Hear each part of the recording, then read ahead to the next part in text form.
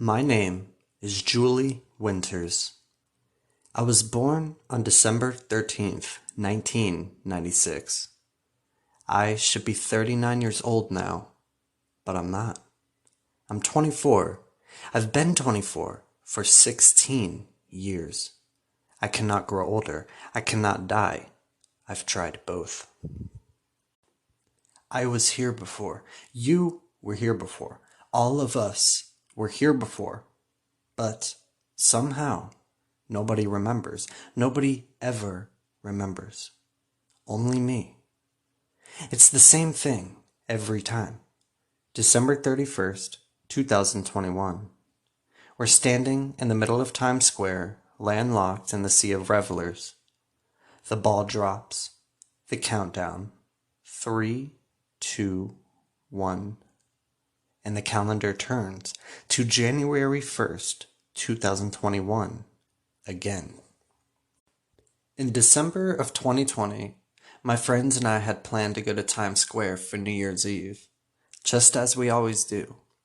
But this time, we were going with special purpose, to give a huge middle finger to the past year as we sail away towards new horizons.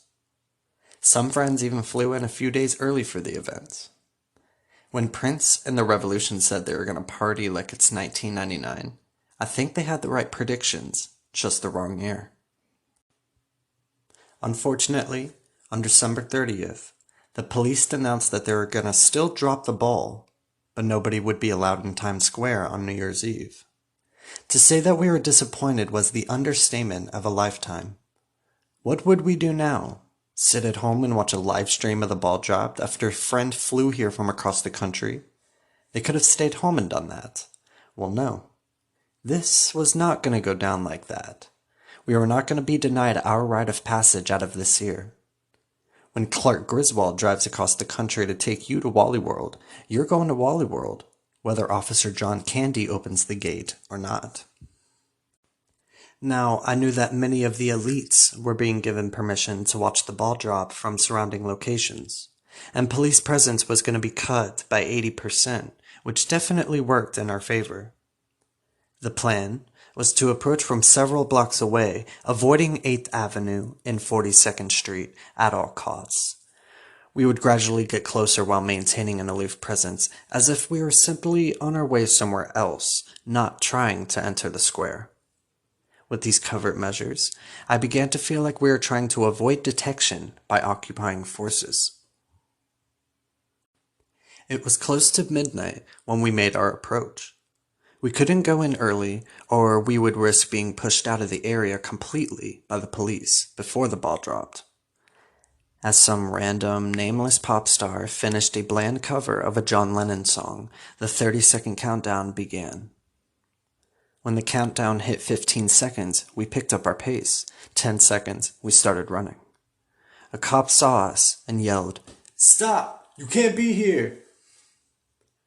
But it was too late.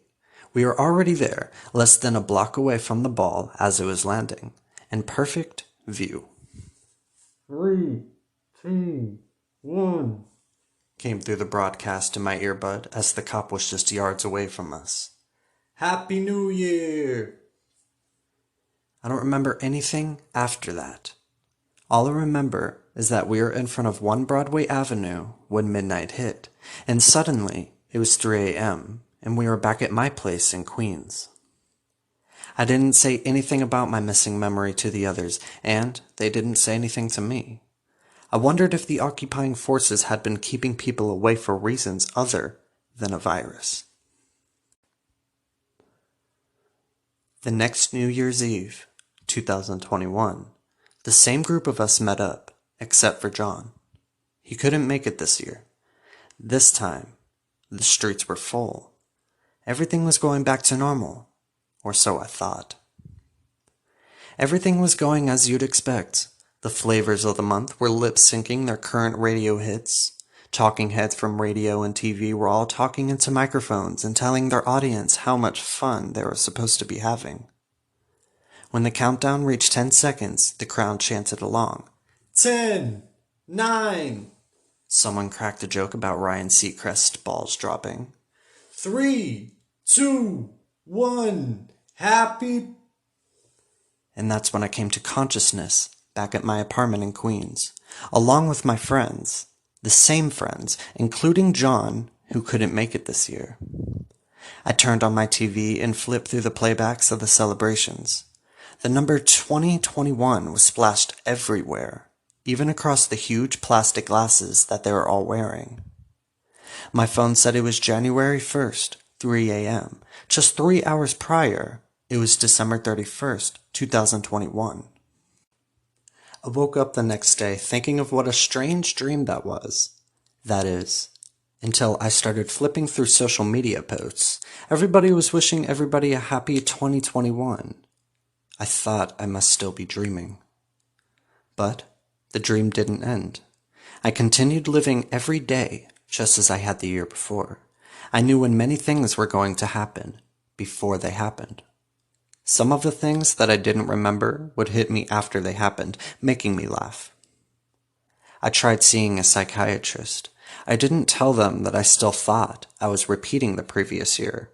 I presented this as something that temporarily plagued me, but I was now aware that it was not real, and I was just trying to figure out how it happened and work with the fallout of it all.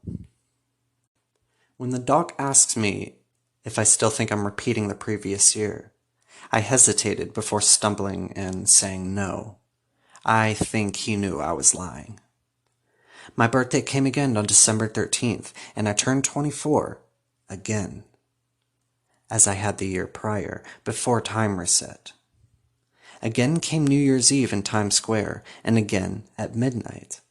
I awoke at 3 a.m. in my apartment in Queens, celebrating January 1st, 2021 with the same friends. And it happened again, and again, and again. I tried changing things over the year, thinking that I did something wrong and needed to fix it in order for time to finally continue moving forward. None of this worked.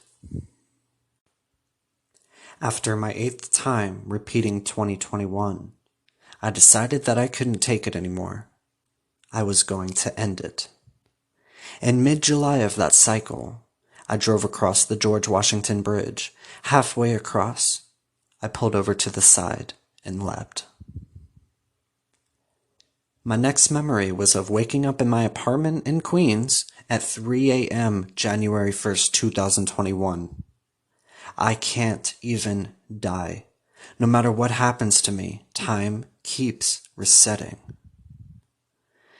Though, this year, one thing changed. After the ball dropped and the countdown hit 0, I did not suddenly wake up at 3 a.m. in my apartment. No, this time, on the stroke of midnight, we stayed exactly where we were, on the street in front of 1 Broadway Avenue.